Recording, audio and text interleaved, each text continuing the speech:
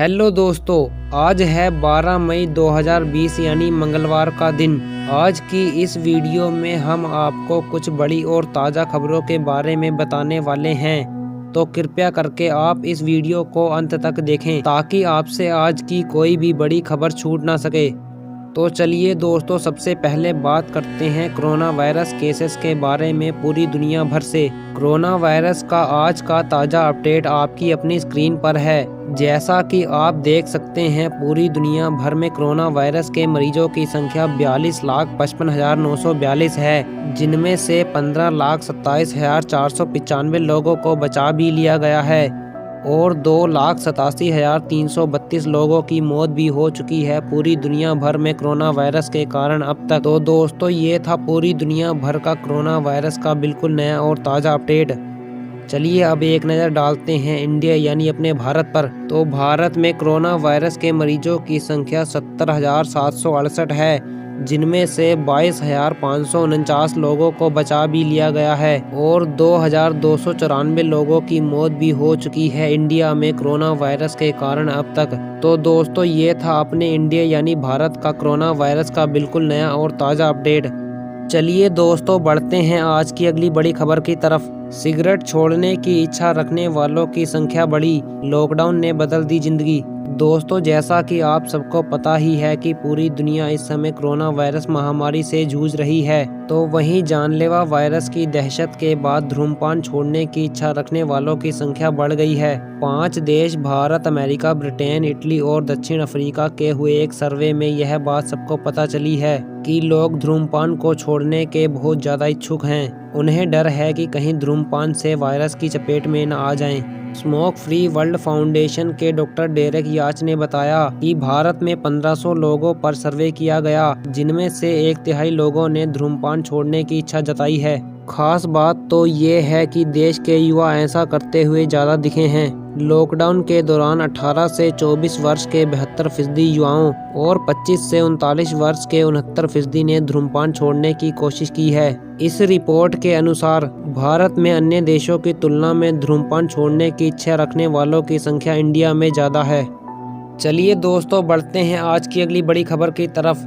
Lockdown का बढ़ना लगभग तय, पीएम मोदी के मुताबिक चौथे चरण में पाबंदियों में और ज़्यादा छूट। लॉकडाउन 17 मई के बाद भी जारी रहेगा, यह लगभग तय है। प्रधानमंत्री नरेंद्र मोदी की वीडियो कॉन्फ्रेंसिंग के जरिए मुख्यमंत्रियों के साथ बातचीत के बाद जारी बयान से करीब करीब साफ हो चुका है कि लॉकडाउन का चौथा चरण भी होगा। प्रधानमंत्री ने मुख्यमंत्रियों से कहा है कि वो अपने अपने राज्यों में लॉकडाउन की कैसी व्यवस्था चाहते हैं, उसका डिटेल 15 मई तक दे दें। चौथे चरण में तीसरे चरण के नियमों की दरकार नहीं, पीएम। कहा जा सकता है कि 17 मई को तीसरा चरण खत्म होने के बाद लॉकडाउन हटने नहीं जा रहा है। यह अलग बात है कि जिस तरह पहले के मुकाबले दूसरे चरण में और फिर दूसरे के मुकाबले तीसरे चरण में ढिलाई और छूट का दायरा बढ़ता गया, उसी तरह 17 मई के बाद चौथे चरण में प्रवेश करने पर लॉकडाउन में कुछ और गतिविधियों की अनुमति दी जाएगी। यह किसी और ने नहीं बल्कि खुद प्रधानमंत्री नरेंद्र मोदी ने मीटिंग के दौरान कहा है। प्रधानमंत्री के बयान से साफ हुई स्थिति। प्रधानमंत्री कार्यालय पीएमओ की तरफ से जारी बयान के मुताबिक पीएम ने कहा, मेरा दृढ़ विश्वास है कि लॉकडाउन के पहले चरण में जिन नियमों की दरकार थी वो दूसरे चरण में जरूरी नहीं रह गई, उसी तरह तीसरे चरण के नियमों की दरकार चौथे चरण के लॉकडाउन में नहीं है। प्रधानमंत्री के इस बयान से संदेह की गुंजाइश नहीं के बराबर रह जाती है कि लॉकडाउन की मियाद 17 मई के बाद भी बढ़ेगी और 18 मई से लॉकडाउन का चौथा चरण शुरू हो जाएगा। उम्मीद की जा सकती है कि जल्द ही चौथे चरण के लॉकडाउन की मियाद का ऐलान भी हो जाए। 31 मई तक हो सकती है चौथे चरण की मियाद। तमिलनाडु के मुख्यमंत्री के पलानीस्वामी, बिहार के मुख्यमंत्री नीतीश कुमार समेत कुछ मुख्यमंत्रियों ने 31 मई तक लॉकडाउन लागू रखने का सुझाव दिया। वहीं राजस्थान समेत कुछ राज्यों ने लॉकडाउन को अपने यहाँ 31 मई तक बढ़ाने का फैसला कर लिया है। उधर उत्तर प्रदेश में गाजियाबाद के डीएम ने भी जिले में 31 मई तक लॉकडाउन बढ़ाने का नोटिस जारी किया है। रिसर्चरों ने भी दिया था सुझाव। इनके अलावा मुंबई की संस्था international institute for population sciences की एक स्टडी में दावा किया गया है कि लॉकडाउन के कारण देश में कोरोना संक्रमण में उल्लेखनीय कमी आई है। इसमें दावा किया गया है कि अगर लॉकडाउन को 24 मई तक बढ़ाया जाता है तो इसके बढ़ने की दर 1 से भी कम 0.975 रह सकती है। इसी तरह अगर लॉकडाउन को 31 मई तक बढ़ाया जाता है तो यह दर 0.945 होगी। इन सभी के मद्देनजर संभावना जताई जा सकती है कि लॉकडाउन का चौथा चरण 2 सप्ताह यानी 14 दिन का होगा, जो 31 मई तक चलेगा। चलिए दोस्तों, बढ़ते हैं आज की अगली बड़ी खबर की तरफ। मोबाइल फ़ोन और करेंसी नोट को किया जा सकेगा सैनिटाइज। DRDO ने बनाया खास सैनिटाइजर। कोरोना वायरस के प्रकोप से बचाने के लिए सरकार लगातार लोगों से कह रही है कि वे मास्क लगाएं और नियमित तौर पर हाथों को साफ रखें। लेकिन इसके बाद भी इलेक्ट्रॉनिक गैजेट, नोट और कागज से कोरोना फैलने का खतरा बना हुआ है। अब रक्षा अनुसंधान एवं विकास संगठन DRDO ने मोबाइल फ़ोन, लैपटॉप और नोट को सैनिटाइज करने के लिए एक खास तरह का सैनिटाइजर बनाया है। इस सैनिटाइजर का पूरा नाम डिफेंस रिसर्च अल्ट्रावायलेट सैनिटाइजर है। रक्षा मंत्री ने इस बात की जानकारी दी है। इस खास तरह के सैनिटाइजर से mobile phone, iPad, laptop, currency note, cheque, चालान, पासबुक, पेपर, लिफाफा आदि सैनिटाइज किया जा सकता है। तो दोस्तों, क्या आप इस खास तरह के सैनिटाइज़र को ख़रीदना चाहते हैं या नहीं? अगर आप ख़रीदना चाहते हैं तो इसका आपको कुछ दिन अभी वेट करना होगा। इस खास तरह के सैनिटाइज़र की कोई नई खबर आती है तो आपको हमारी वीडियो के माध्यम से पता चल जाएगा।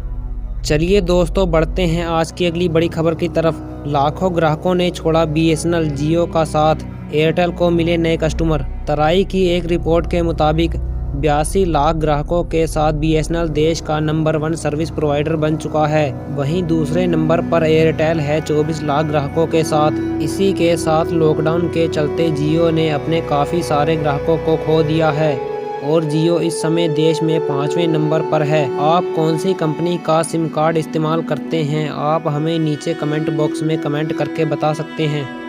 चलिए दोस्तों, बढ़ते हैं आज की अगली बड़ी खबर की तरफ। पूर्व PM मनमोहन सिंह की सेहत में सुधार, नेगेटिव आई कोरोना की जांच। जैसा कि आप सबको पता ही है कि हमारे देश के पूर्व प्रधानमंत्री मनमोहन सिंह को सीने के दर्द की शिकायत के चलते दिल्ली के एम्स अस्पताल में भर्ती कराया गया था। लेकिन एक रिपोर्ट में ये बात सामने आई है कि मनमोहन सिंह बिल्कुल स्वस्थ हैं और उन्हें किसी तरह की कोई भी बीमारी नहीं है। कुछ लोगों ने सोशल मीडिया पर इस तरह की खबरें फैलाई थी कि मनमोहन सिंह को कोरोना हो चुका है, लेकिन ये बात बिल्कुल झूठ है क्योंकि मनमोहन सिंह की कोरोना रिपोर्ट नेगेटिव आई है और वह इस समय बिल्कुल स्वस्थ हैं और वह अब भी डॉक्टरों की निगरानी में हैं। चलिए दोस्तों, बढ़ते हैं आज की अगली बड़ी खबर की तरफ। दिल्ली में निर्माण मजदूरों को मिलेंगे 5-5 हज़ार। जाने कब और कैसे करना होगा आवेदन। मुख्यमंत्री अरविंद केजरीवाल ने ट्वीट करके कहा कि दिल्ली सरकार मजदूरों को 5-5 हज़ार रुपये की सहायता देगी और उन्होंने कहा कि इससे 40,000 मजदूरों को फ़ायदा होगा क्योंकि देश में कोरोना के चलते लॉकडाउन है और इसी वजह से सभी मजदूरों का काम धंधा बंद है।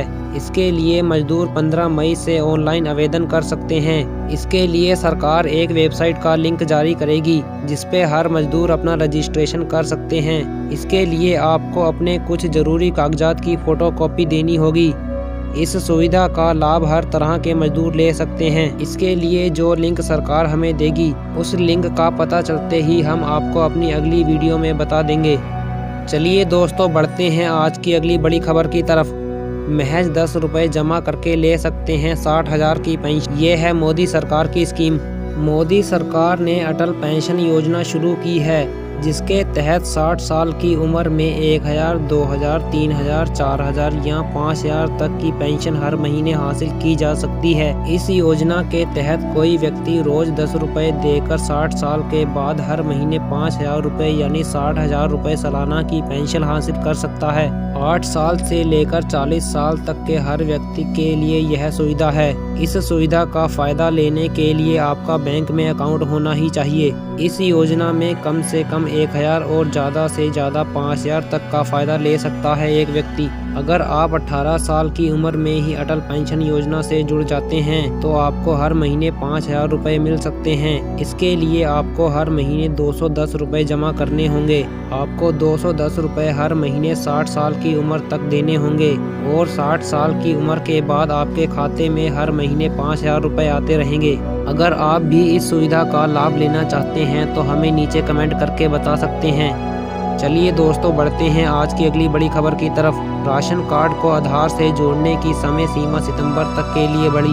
राशन कार्ड को आधार कार्ड से जोड़ने की समय सीमा सोमवार को सितंबर के अंत तक के लिए बढ़ा दी गई है। सरकार ने कहा है कि सितंबर तक अगर किसी का राशन कार्ड आधार कार्ड से जुड़ा हुआ नहीं होगा तो उसे किसी भी तरह का राशन नहीं दिया जाएगा और उसका राशन कार्ड भी रद्द कर दिया जाएगा। ये सुविधा सरकार ने 17 राज्यों में लागू कर दी है। कोरोना महामारी के चलते सरकार ने ये फैसला लिया है जिसका लाभ हर परिवार ले सकता है। दोस्तों, क्या आपका राशन कार्ड आपके आधार कार्ड से जुड़ा हुआ है या नहीं? आप हमें कमेंट करके बता सकते हैं। तो दोस्तों, ये थी आज 12 मई यानी मंगलवार की कुछ बड़ी और ताज़ा खबरें। उम्मीद है सभी खबरें आपको पसंद आई होंगी और अच्छी भी लगी होंगी। अगर आप रोज़ाना की तरह ऐसी ही खबरों की वीडियोस देखना चाहते हो तो हमारे चैनल को सब्सक्राइब कर लीजिए और पास वाली घंटी को बजाना बिल्कुल भी ना भूलें, क्योंकि हम आपके लिए रोज़ाना इस चैनल पर ऐसी ही खबरों की वीडियोस लेकर आते रहते हैं। इस वीडियो को देखने के लिए आपका बहुत बहुत धन्यवाद। Thanks for watching this video guys.